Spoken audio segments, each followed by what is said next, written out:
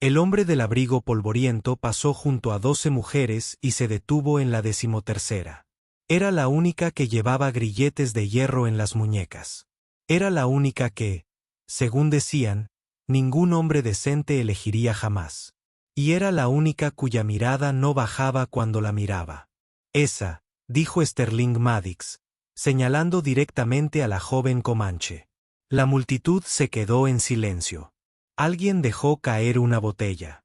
El comerciante que regentaba aquel lugar, aquel horrible lugar donde los hombres venían a comprar compañía, miró a Sterling como si acabara de anunciar que quería casarse con una serpiente de cascabel. Señor, creo que me ha malinterpretado, dijo Cyrus Monroe con cautela. Las otras son mucho más adecuadas. Esta no está bien domada. Sigue luchando, sigue mordiendo.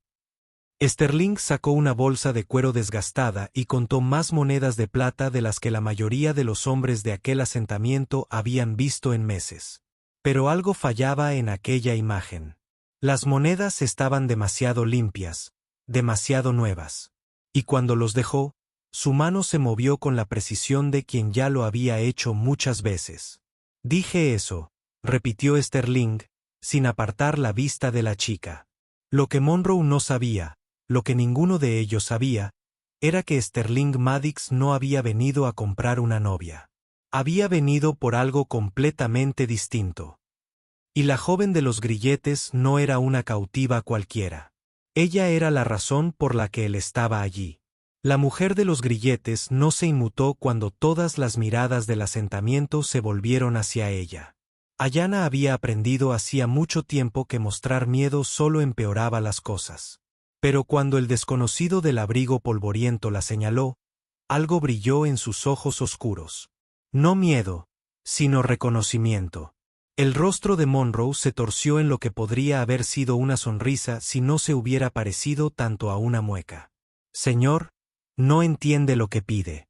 Esta mató a 2 de mis hombres cuando la trajimos. No ha hablado ni una palabra de inglés desde que la atrapamos, y nunca ha sido domesticada. Sterling se acercó a la plataforma de madera donde las mujeres formaban una fila irregular. Los demás hombres entre la multitud se removieron, incómodos. Estas transacciones no solían ser así. La mayoría de los compradores dedicaban tiempo a examinar sus opciones, preguntando sobre su temperamento y habilidades. Este desconocido había entrado y hecho su elección como si estuviera eligiendo un caballo que ya conocía. ¿Cuánto?, preguntó Sterling con voz firme y tranquila. Monroe entrecerró los ojos. Algo en esto le parecía extraño. La ropa del hombre estaba desgastada por el viaje, pero bien hecha. Sus botas eran de cuero caro, apenas desgastadas. Y esas monedas que había sacado no eran las toscas piezas de plata que llevaban la mayoría de los vagabundos. Eran recién acuñadas, del tipo que provenía de los bancos de las grandes ciudades. 300, dijo Monroe, tanteando. Era el triple del precio habitual. Sterling no regateó. Contó las monedas sin dudarlo, apilándolas ordenadamente sobre el escritorio improvisado de Monroe. Los tintineos metálicos resonaron en el repentino silencio. Varios hombres entre la multitud intercambiaron miradas. Nadie tenía esa cantidad de dinero a menos que fueran militares, del gobierno o algo peor. Von Carter, el sicario de Monroe, dio un paso al frente. Su mano descansaba sobre la empuñadura de su secta. Jefe, quizás deberíamos hacerle algunas preguntas a este caballero primero, como que lo trae a nuestro pequeño asentamiento y por qué lleva tanta plata. Sterling terminó de contar y levantó la vista. Cuando sonrió, no llegó a sus ojos. Solo soy un hombre que busca esposa. ¿No es eso lo que vendes aquí? La mujer comanche observó este intercambio con aguda inteligencia. Tenía las muñecas enrojecidas por las ataduras de hierro, pero se mantenía con una dignidad que los grilletes no podían disminuir. Cuando la mirada de Sterling se cruzó con la suya, ladeó ligeramente la cabeza. El gesto fue casi imperceptible, pero lo decía todo.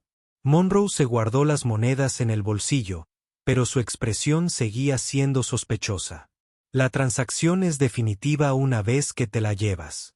Sin devoluciones, sin quejas, y si te mata mientras duermes, es tu problema, no el mío. Sterling asintió. Entiendo las condiciones. Caminó hacia Ayanna, sacando una pequeña llave del bolsillo de su chaleco. La multitud murmuró sorprendida. Monroe tenía la única llave de esas ataduras. Al menos eso creían todos. Pero cuando Sterling extendió la mano hacia los grilletes, Ayanna hizo algo inesperado. Habló con voz clara y firme a pesar de semanas de silencio. Llegas demasiado tarde. Ya saben que estás aquí. La mano de Sterling se congeló sobre los grilletes. Las palabras de Ayanna cortaron el aire de la tarde como una cuchilla. Y de repente, todos los hombres del asentamiento buscaron su arma. Pero ya no era la mujer comanche lo que les preocupaba. Era la desconocida que, de alguna manera, tenía una llave que no debería existir. Monroe palideció. ¿Cómo sabe inglés? No ha dicho una palabra en 3 semanas. Porque ha estado escuchando, dijo Sterling en voz baja, todavía concentrado en las ataduras. Aprendiendo quién eres, aprendiendo lo que has hecho. ¿Verdad, Ayanna? El uso de su nombre causó conmoción entre la multitud. Monroe nunca se había molestado en aprenderlo. Para él, ella era solo inventario. Pero este desconocido sabía exactamente quién era, y eso cambió por completo su razón de estar allí. Von Carter sacó su revólver. Jefe, esto no está bien.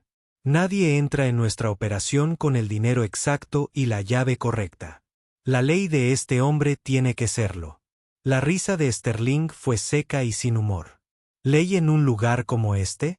Señaló el asentamiento con sus edificios destartalados y la plataforma donde se vendían seres humanos como ganado. La ley no llega a lugares como este, Carter. La ley finge que lugares como este no existen.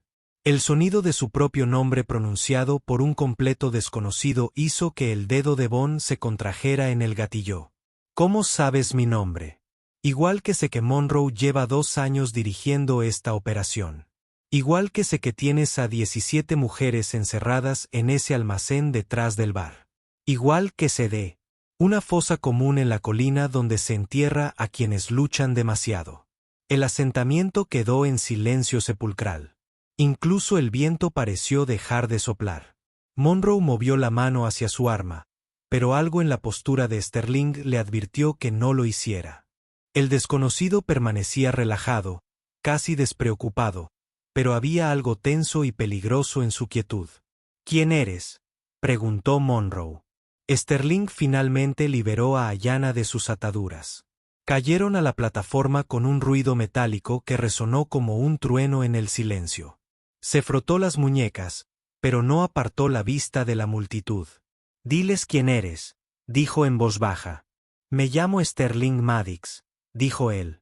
Y varios hombres de la multitud retrocedieron involuntariamente. «Y no estoy aquí para comprar una novia. Estoy aquí para cobrar una deuda». El rostro de Monroe pasó de pálido a ceniciento. El nombre significaba algo para él. Algo que le hizo temblar las manos mientras buscaba su arma. «Se supone que estás muerto. Los informes sobre mi muerte fueron muy exagerados». El abrigo de Sterling se abrió ligeramente, revelando no 1, sino 2 potros bajos. «Pero el tuyo no». Fue entonces cuando comenzó el tiroteo. Sterling tenía las armas en sus manos antes de que Monroe encontrara el gatillo. El primer disparo le destrozó la muñeca, haciendo que sus armas cayeran al suelo. El segundo derribó a Von Carter antes de que pudiera quitarse el cuero. Ayanna rodó fuera de la plataforma y se escondió detrás de una carreta volcada mientras el caos se desataba a su alrededor. 3 hombres más de Monroe salieron a la carga del salón, pero Sterling se movía como si lo hubiera hecho 1000 veces. Sus disparos eran precisos, calculados, no eran disparos mortales, sino disparos que eliminaban amenazas sin acabar con vidas.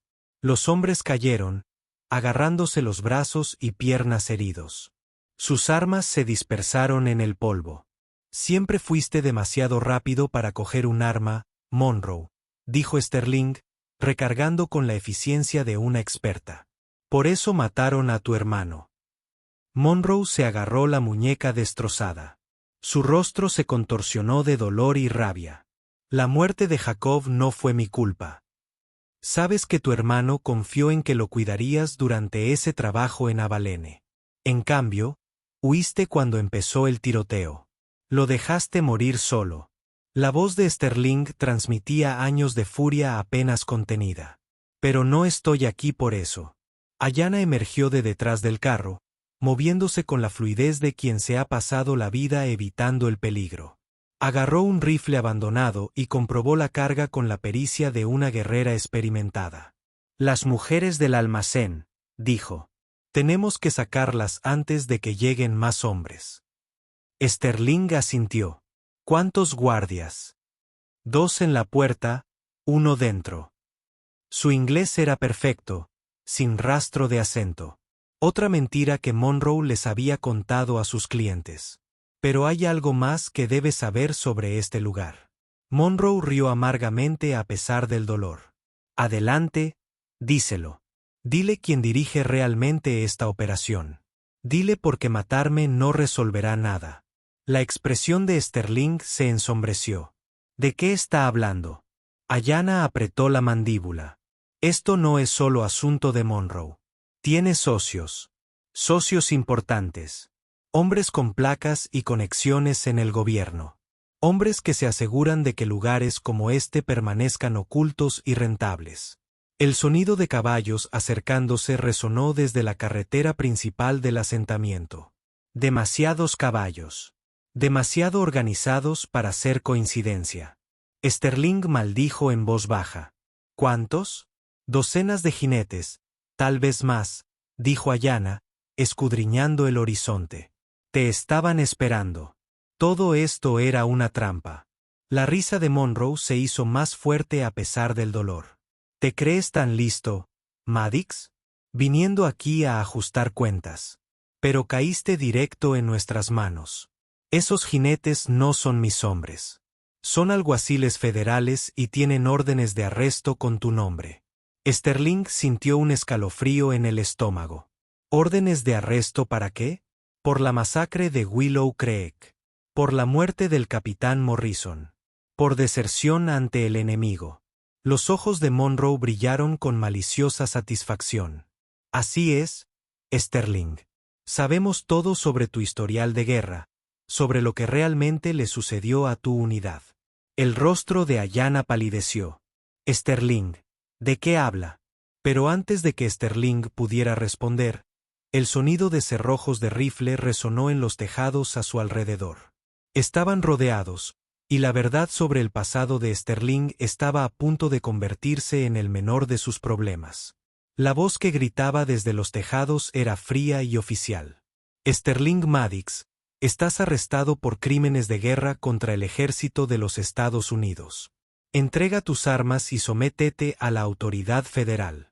Sterling no se movió. Sus ojos recorrieron el asentamiento, contando cañones, calculando ángulos. 12 rifles los apuntaban desde varios tejados y ventanas. Cargos profesionales, entrenamiento militar. Estos no eran alguaciles comunes. El capitán Morrison les envía saludos, continuó la voz. Aunque supongo que ahora deberíamos llamarlo coronel Morrison. Tu muerte en Willow Creek le dio un gran ascenso. La brusca inspiración de Ayanna hizo que Sterling se volviera hacia ella. ¿Conoces a Morrison? Fue él quien ordenó el asalto a mi aldea, dijo en voz baja. Hace 3 meses dijeron que estábamos albergando a desertores del ejército, quemaron todo, mataron a mi padre y a mis hermanos, se llevaron a las mujeres y niñas para venderlas a lugares como este. Todo encajó con una claridad escalofriante. Morrison no había muerto en Willow Creek. Él lo había orquestado todo. Usó a la unidad de Sterling como chivos expiatorios de sus propios crímenes de guerra y luego montó un negocio rentable vendiendo mujeres indígenas a asentamientos como Monrose. Morrison está vivo, dijo Sterling, con una voz apenas superior a un susurro. Muy vivo, se burló Monroe. Y muy interesado en atar cabos sueltos, como el único testigo de lo que realmente sucedió en Willow Creek, la mente de Sterling remontó a aquel terrible día en que su unidad recibió la orden de atacar una aldea comanche sospechosa de albergar desertores confederados. Pero al llegar, solo encontraron familias, mujeres, niños y ancianos. Sterling se negó a disparar. Sus hombres lo siguieron, deteniéndose a pesar de las órdenes a gritos de Morrison. Fue entonces cuando la otra unidad de Morrison abrió fuego. No contra la aldea, sino contra los hombres de Sterling, atrapados entre su comandante y su conciencia. La mayor parte de la unidad de Sterling murió en el fuego cruzado. El propio Sterling fue dado por muerto, enterrado bajo los cuerpos de sus amigos. «Sobreviviste porque te saqué de ese montón de cadáveres», dijo Ayanna en voz baja. «Mi padre te encontró sangrando en la hierba. Te curamos, pero para cuando tuviste fuerzas suficientes para viajar. Morrison ya los había reportado muertos. Los reportó a todos como bajas de una heroica batalla contra los insurgentes». La voz federal gritó de nuevo. «Tienen 30 segundos para rendirse. Maddox». Después de eso, empezamos a disparar a matar. Sterling miró a Ayanna, viéndola claramente por primera vez. La hija del jefe que le había salvado la vida. La mujer cuya aldea Morrison había destruido para borrar su rastro. El último testigo de la verdad sobre Willow Creek, además del propio Sterling. «Hay una cosa que Morrison no sabe», dijo Sterling, comprobando su munición. «¿Qué es eso?», preguntó Ayanna. «No vine solo». Sterling sonrió con tristeza y alzó la voz hacia los tejados. «¿Oyeron eso, chicos? Creen que soy el único superviviente de Willow Creek». Fue entonces cuando los fantasmas de su unidad abrieron fuego desde el perímetro del asentamiento. El estallido de los disparos de fusil se escuchó desde 3 direcciones simultáneamente. Los alguaciles federales en los tejados se vieron repentinamente atrapados en el fuego cruzado de hombres que no podían ver. Hombres que conocían sus posiciones antes de. Incluso se los llevaron. Los miembros supervivientes de la unidad de Sterling llevaban días vigilando este asentamiento, esperando este momento. La voz del sargento Tommy Whitmore resonó por todo el asentamiento desde detrás de la torre de agua. «Parece que el ejército nos enseñó algo útil después de todo, capitán». El soldado Hayes gritó desde cerca de los establos. «Estos chicos no son tan buenos como creen». Sterling agarró la mano de Ayanna y la jaló hacia el almacén mientras el caos se desataba a su alrededor. «Agáchate. Mis hombres los mantendrán ocupados, pero necesitamos sacar a esas mujeres antes de que llegue Morrison». «¿Cómo sabes que viene?», preguntó Ayanna, agachándose mientras una bala pasaba zumbando por encima. «Porque no puede permitirse dejarme con vida. Soy la única que puede testificar sobre lo que realmente sucedió en Willow Creek, sobre cómo ejecutó a sus propios hombres para encubrir sus crímenes». Llegaron al almacén justo cuando Von Carter, herido pero aún peligroso, apareció a trompicones por la esquina con una escopeta. Sterling desenfundó más rápido, pero Ayanna fue más rápida. La culata de su rifle golpeó a Carter en la sien, derribándolo como una piedra. «Buen trabajo», dijo Sterling, apartando el arma de Carter de una patada. «Tengo práctica». La expresión de Ayanna era sombría. «Los hombres de Monroe mataron a mi hermano menor cuando intentó proteger a nuestras mujeres. Llevo meses planeando esta venganza». Sterling disparó a la cerradura de la puerta del almacén. Dentro, 17 mujeres se acurrucaban en la oscuridad. La mayoría jóvenes, todas aterrorizadas. Hablaban diferentes idiomas, venían de tribus diferentes, pero todas compartían la misma mirada atormentada de quienes lo habían perdido todo. «Estamos aquí para ayudar», dijo Ayanna en su lengua materna, y luego lo repitió en español y un inglés deficiente. «Pero tenemos que actuar rápido». Sterling repartió armas de un dinero que sus hombres habían escondido cerca. «¿Podrán luchar?». «Son supervivientes», respondió Ayanna. «Harán lo que tengan que hacer». El sonido de los caballos acercándose se hizo más fuerte. No solo la docena de jinetes de antes, sino más, muchos más. Por la entrada principal del asentamiento apareció una columna de uniformes azules. Soldados regulares liderados por un hombre que Sterling reconoció incluso a la distancia. El coronel Morrison cabalgaba como si fuera el dueño del mundo. Su uniforme estaba inmaculado, su porte, seguro. Las medallas en su pecho reflejaban el sol de la tarde. Cada una representaba una mentira, un encubrimiento, una vida destruida al servicio de su ambición. Sterling Maddox. La voz de Morrison se oyó con claridad por todo el asentamiento. Es hora de terminar lo que empezamos en Willow Creek. Sterling salió al descubierto, con las manos apoyadas en las culatas de sus armas. Detrás de él, Ayanna y las mujeres liberadas tomaron posiciones en las ventanas de los almacenes que rodeaban el asentamiento. Sus hombres esperaban en las sombras. Estoy totalmente de acuerdo, respondió Sterling. Pero esta vez, todo el mundo sabrá la verdad sobre lo que hiciste. La sonrisa de Morrison era fría como el invierno. ¿La verdad? La verdad es que eres un desertor y un traidor, y los muertos no cuentan cuentos. Morrison desmontó lentamente, con la mano apoyada en la empuñadura de su sable. Sabes, Sterling, siempre me pregunté si estabas realmente muerto. Por eso tuve que eliminar a cualquier testigo, incluyendo esa inoportuna aldea comanche que te albergó. Asesinaste a familias inocentes para ocultar tus huellas, dijo Sterling, y su voz resonó por todo el asentamiento. Mujeres, niños, ancianos que no tuvieron nada que ver con tus crímenes de guerra. ¿Crímenes de guerra? Morrison rió.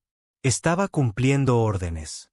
Órdenes de pacificar tribus hostiles y recuperar propiedad militar robada. Si algunos desertores quedaban atrapados en el fuego cruzado, ese era el precio de la justicia. Ayanna se acercó a Sterling. Su rifle apuntaba a Morrison. No había armas robadas en nuestra aldea. Ningún desertor. Mataste a mi familia porque salvaron la vida de este hombre. Y no podías permitir que ese acto de misericordia expusiera tus mentiras. La confianza de Morrison flaqueó ligeramente al verla. Deberías haber muerto con el resto de... Cuéntale sobre el oro, Morrison, gritó Sterling. Cuéntale la verdadera razón por la que ordenaste el ataque a Willow Creek. El coronel palideció. No sé de qué hablas. El cargamento de oro confederado que interceptaste.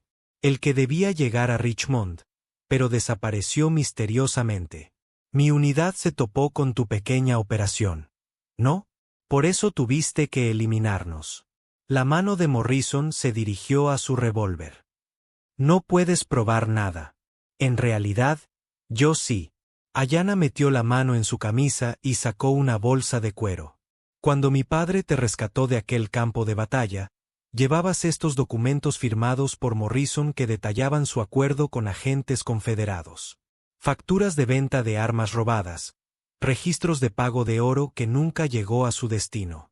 Sterling sonrió con tristeza. Le di esos papeles al jefe oso corredor para que los guardara. Le pedí que los guardara hasta que supiera qué hacer con ellos. Tardé 3 años en decidirme. Morrison sacó su arma, pero Sterling estaba listo. Los 2 disparos estuvieron muy cerca. Juntos sonaban como uno solo. La bala de Morrison se desvió y rebotó en un poste de enganche. La de Sterling dio en el blanco, destrozando la mano que sostenía el arma de Morrison y dejando caer el revólver al suelo. Retírense, ordenó Sterling a los soldados regulares del ejército. Su comandante está arrestado por crímenes de guerra, robo de propiedad pública y asesinato. La mayoría de los soldados parecían confundidos. Inseguros. Les habían dicho que estaban buscando a un desertor peligroso, no arrestando a su propio coronel. Pero algunos de los sargentos mayores habían oído rumores sobre los métodos de Morrison, sobre operaciones que iban demasiado lejos, cadáveres que se amontonaban innecesariamente. El sargento de primera clase Reynolds dio un paso al frente. ¿Qué pruebas tienes, Maddox? Sterling asintió a Ayanna, quien levantó los documentos. Todo lo que necesitas está aquí. Nombres, fechas, cantidades. Morrison ha estado vendiendo armas del gobierno al mejor postor y embolsándose las ganancias. Cuando mi unidad descubrió su operación, nos mandó ejecutar y nos reportó como bajas de un ataque indio. Morrison se aferró a su mano sangrante. Su rostro se contorsionó de rabia y desesperación. ¿Crees que alguien creerá la palabra de un desertor y un salvaje por encima de la de un oficial condecorado del ejército? Creerán las pruebas, dijo Reynolds, tomando los documentos de Ayanna. Su rostro se ensombrecía con cada página que leía. Dios mío, coronel. ¿Cuánto tiempo lleva así? Pero Morrison no había terminado. Con la mano sana, sacó un deringue de su bota. Una última táctica desesperada. Su objetivo no era Sterling. Era Ayanna. El tercer disparo de Sterling alcanzó a Morrison en el pecho antes de que el deringue saliera de su bota. El coronel se desplomó hacia atrás en el polvo. Sin disparar, con los ojos abiertos por la conmoción y la amarga certeza de que sus crímenes finalmente lo habían alcanzado. La sangre se extendía por su uniforme impecable, manchando los metales que representaban una carrera basada en mentiras y asesinatos. Ayanna se arrodilló junto a Morrison mientras su respiración se volvía superficial. Mi padre te habría mostrado piedad, dijo en voz baja. Habría dicho que incluso los hombres malvados merecen perdón en sus momentos finales. Pero yo no soy mi padre. Morrison intentó hablar, pero solo le salía sangre de los labios. Sus ojos se encontraron con el rostro de Sterling una última vez, llenos de odio y arrepentimiento a partes iguales. Entonces la luz se apagó en ellos y el reinado de terror del coronel Morrison llegó a su fin. El sargento Reynolds enfundó su arma y se giró para dirigirse a sus hombres. Retírense todos. Según estos documentos, hemos estado siguiendo las órdenes de un criminal. Maddox y los suyos están bajo protección militar hasta que podamos resolver este lío. Sterling observó el asentamiento tras la batalla. Monroe estaba sentado apoyado en un poste de la cerca, con la muñeca destrozada atada con tiras arrancadas de su propia camisa. Varios de sus hombres yacían heridos pero vivos, con las armas esparcidas por el polvo. La unidad de Sterling estaba desarmando a los alguaciles federales que habían sobrevivido al fuego cruzado. Tommy Whitmore emergió de detrás de la torre de agua, con el rifle colgado al hombro. Bueno, capitán, diría que por fin hemos conseguido justicia para los chicos. Justicia para todos, respondió Sterling, observando cómo las mujeres liberadas se ayudaban mutuamente a salir del almacén. Se movían con la gracia y el cuidado de quienes habían sobrevivido al infierno y habían vivido para ver el amanecer. Algunas empuñaban armas, otras sostenían a sus compañeras heridas, pero todas compartían la misma expresión de cautelosa esperanza. Ayanna organizó a las mujeres con silenciosa eficiencia, hablando con cada grupo en sus lenguas maternas. La mayoría tiene familias con las que regresar, le dijo a Sterling. El ejército proporcionará escolta y suministros para el viaje de regreso. ¿Y tú? Preguntó Sterling. Ayanna miró los documentos que aún aferraba el sargento Reynolds. Luego el cuerpo de Morrison. Luego el asentamiento que se había construido sobre el sufrimiento y la codicia. Mi aldea ha desaparecido. Mi familia ha muerto. Pero estas mujeres necesitan a alguien que hable por ellas cuando comiencen los juicios. Alguien que comprenda lo que han sufrido. Sterling asintió. El gobierno querrá testimonios. Pruebas. Va a ser un proceso largo. Entonces es bueno que no me vaya a ninguna parte. La sonrisa de Ayanna era pequeña pero genuina. Además, alguien debe asegurarse de que no te maten antes de que puedas testificar contra los demás socios de Morrison. Esta operación era más grande que un simple acuerdo. Monroe rió amargamente desde su posición contra la valla. ¿Crees que matar a Morrison resuelve algo? Tenía socios en Washington, generales que hacían la vista gorda, políticos que se llevaban su tajada. Has ganado una batalla, pero la guerra está lejos de terminar. Sterling intercambió una mirada con Ayanna. Ambos sabían que Monroe tenía razón. La muerte de Morrison era solo el principio. 6 meses después, Sterling estaba frente al Tribunal Federal de Denver, viendo cómo se llevaban a Monroe encadenado. El juicio había sido rápido y decisivo, con pruebas abrumadoras y el testimonio de 17 mujeres rescatadas. El jurado necesitó menos de 1 hora para llegar a su veredicto. Monroe pasaría el resto de su vida en una prisión militar junto con los otros 6 oficiales que habían formado parte de la red de Morrison. Ayanna salió de la escalinata del tribunal con una cartera de cuero llena de documentos. Su testimonio había sido el más perjudicial de todos, pronunciado en 3 idiomas con la precisión de alguien que había memorizado cada detalle de su sufrimiento. El juez la había calificado como la testigo más creíble que había encontrado en 30 años en el estrado. La última de las mujeres llegó a sus familias ayer, le dijo a Sterling. La tribu de María la recibió con una ceremonia. Las niñas mexicanas se reunieron con sus padres en Santa Fe. Incluso las que no tenían familia encontraron nuevos hogares con personas que comprenden su trauma. Sterling asintió, viendo desaparecer el carro de la prisión por la esquina, y a los políticos que aceptaban sobornos de Morrison. 3 senadores renunciaron en desgracia. El secretario de Guerra está bajo investigación y el ejército ha establecido un nuevo departamento para investigar crímenes contra las poblaciones nativas. La sonrisa de Ayanna era de satisfacción. Su amigo, el sargento Reynolds, lo dirige. Caminaron juntos hacia el hotel donde los miembros supervivientes de la unidad de Sterling los esperaban. Tommy Whitmore había sido ascendido a teniente y se le había dado el mando de una nueva compañía dedicada a proteger las tierras tribales. El soldado Hayes había aceptado un puesto para entrenar a investigadores del ejército en técnicas de supervivencia en la frontera. Todos ellos habían sido oficialmente indultados y con salarios atrasados por los 3 años que llevaban dados por muertos. ¿Y ahora qué pasa?, preguntó Ayanna. Al llegar a la entrada del hotel, Sterling sacó una carta que llevaba semanas cargando. El gobernador del territorio de Nuevo México me ha ofrecido un puesto como alguacil territorial. Parece que necesitan a alguien con experiencia en erradicar la corrupción en asentamientos remotos. ¿Y lo estás considerando? Solo si puedo elegir a mi propio ayudante. Sterling le entregó la carta.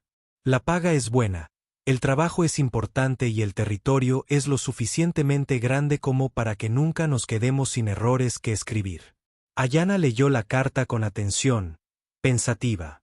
Un alguacil territorial y su ayudante cabalgando juntos por la frontera, llevando justicia a lugares que la ley ha olvidado. Dobló la carta y se la devolvió. Parece sacado de una novela barata. Las mejores historias suelen serlo. Sterling sonrió. Pero esta sería real y marcaría la diferencia. Ayanna volvió a mirar el juzgado donde acababa de concluir el juicio de Monroe. Luego, la carta en manos de Sterling. La vasta extensión de territorio que se extendía más allá de las fronteras de Denver. En algún lugar, otros funcionarios corruptos explotaban a personas vulnerables. Otras mujeres eran vendidas como ganado. Otras comunidades sufrían en silencio. ¿Cuándo empezamos?, preguntó. La sonrisa de Sterling fue respuesta suficiente.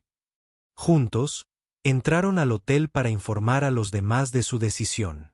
Tras ellos, las campanas del tribunal dieron la hora, marcando no solo el final del juicio de Monroe, sino el comienzo de un nuevo capítulo en la lucha por la justicia en la frontera estadounidense. La guerra que Morrison había comenzado había terminado. El trabajo que Sterling y Ayanna harían juntos apenas comenzaba. Y por primera vez desde Willow Creek, Sterling Maddox sintió que estaba exactamente donde pertenecía. Si disfrutaste de esta historia, haz clic en el video en tu pantalla ahora para ver otra inolvidable historia del oeste donde el coraje y la justicia chocan de maneras inesperadas. No olvides suscribirte y considerar un super chat para ayudarnos a seguir brindándote más historias como estas. Tu apoyo lo es todo para